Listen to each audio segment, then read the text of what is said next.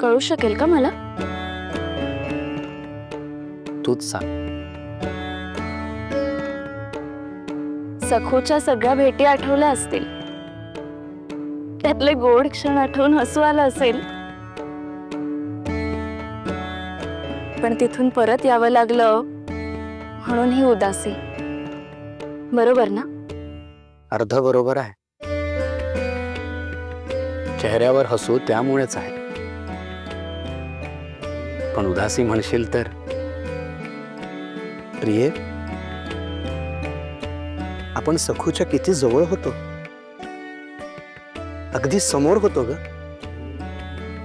पण त्या बिचारीला ते कळलंही नाही आणि आपल्यालाही सांगता आलं नाही.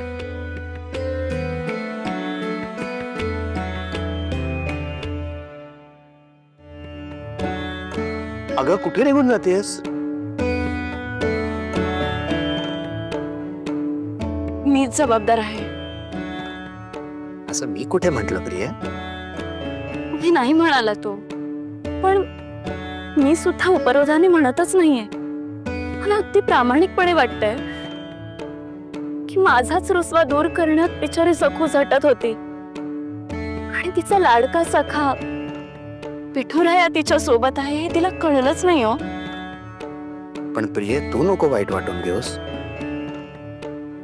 नाहीतर मला दुप्पट त्रास होईल. पण मग तुम्ही प्रत्यक्ष दर्शन का नाही दिलं? तिला नाही ना कळलं, नको कळू दे, पण आपणच सांगावं ना. लगेच मला बोल लावायला तयार कशी होतेस ग? मग तुम्ही कसं माझ्यावरच सगळं लकटलत? बर, सांगतो. सखूला प्रत्यक्ष दर्शन देण्याची वेळ यायला अजून खूप अवकाश आहे.